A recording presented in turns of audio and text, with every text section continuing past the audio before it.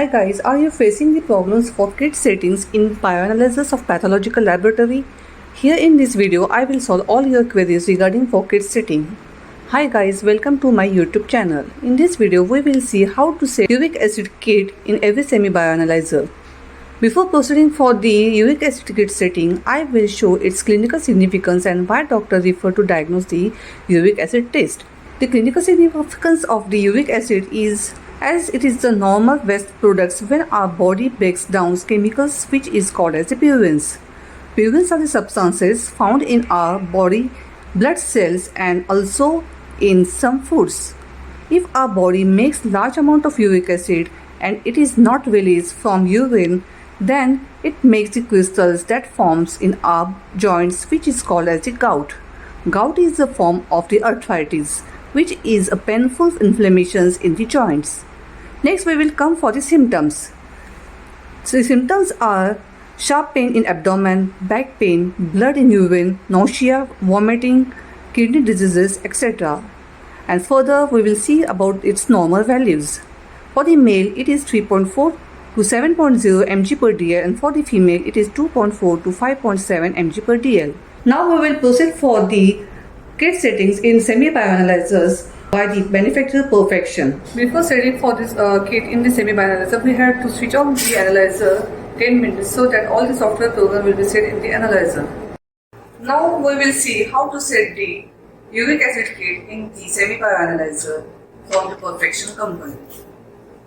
Here this is the literature from the manufacturer Perfexn as I am working with the Perfexn reagent. Here this uric acid test is being carried out by the URICASE-POD method. Now go for the open channel, enter for the edit name. So here we have to edit for the test name. So edit it, go to the parameter, go to the basic, edit for the name of the uric acid by the backspace button. I will write down in the short form as the uric acid for the UA. Now further this is go for the blank space for the reagent. For the units, on the literature you will see units in mg per dl. So we have to place for the mg per dl.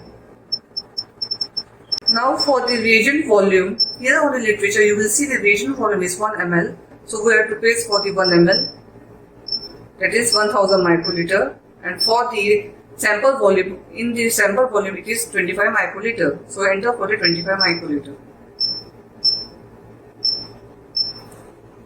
And the aspiration by the analyzer it will take up to 450 microliter. For the factor it is the endpoint method. We have to do the calibration for that. Further it is test mode. See test mode is of the endpoint. So enter for the endpoint. For the primary, that is the wavelength. Here you will see the 546 parameter wavelength is there. So we have to enter for the 546. Further, the temperature required for to carry out the test is at 37 degrees Celsius. So enter for the 37 degrees Celsius. Now the delay time is approximately 5%. So let it be. And now all the parameters has been set in the analyzer. So save it and go for the return. So we have to do the calibration for the standard, so enter for the calibration. Now we have to enter the concentration of the calibrator standard, that is 6 mg per dl. So we have to enter for the 6. Now save it and run for the test.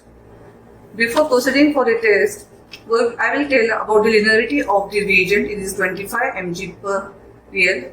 Proceeding for the test, I will show the requirements for the uric acid test. First of all, we have to need the uric acid reagent. This is the reagent 1, the buffer enzyme, and this is the uric acid standard, that is of the 6 mg per dl. These are the micropipettes, variable micropipettes, 1000 till 1000 micropipettes and 5 to 50 micropipettes. These are the clean dry test tube tips. These are the clean dry test tubes, tissue paper, distilled water. And I am working with the biograde control of level 1 for the sample as a sample. Now we have to take 3 test tubes as it is the endpoint method, and we have to add to it 1 ml of the reagent, that is buffer reagent of uric acid. Here you will see the 3 test tube I have taken, clean test tube, and I have taken the 1000 microliter of R1 reagent, that is the buffer reagent of uric acid. I am adding in each tube 3 test tube as 1000 microliter. This is for the blind, standard and test. Close the lid tightly to avoid the contamination. The most important thing that we have to take out the reagents from the refrigerator and work with after it comes to the 25 degrees Celsius at the room temperature. Now adjust for the 25 microliter in the micropipette and take the concentration of uric acid, standard concentration of uric acid of 25 microliter. Wipe it with the clean tissue paper and mix in the standard test tube. Incubate at 37 degrees Celsius for 5 minutes.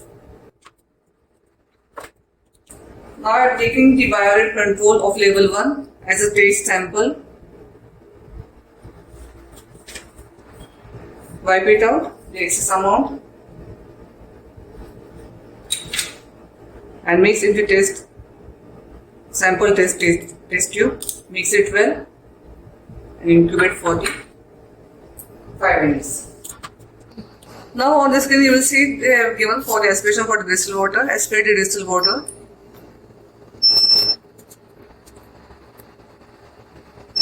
On the screen you will see these menu options are there. So press for the red blank. We have to aspirate for the reagent blank.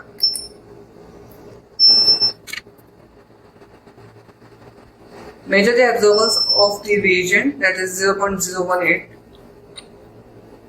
Now press for the calibration to read the standard of the calibration.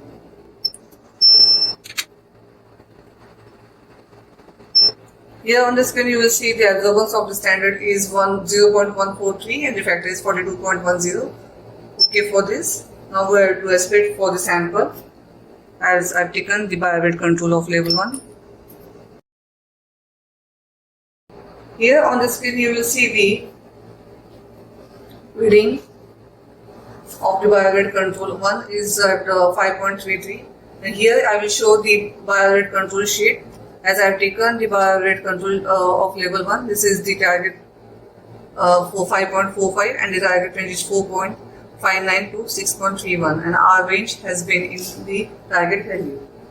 As our result is in the target value, so here the reagents taken from the Perfexn which is giving the best results with an authentic value. So here we have seen for the uric acid, kit settings, normal values, procedure, etc.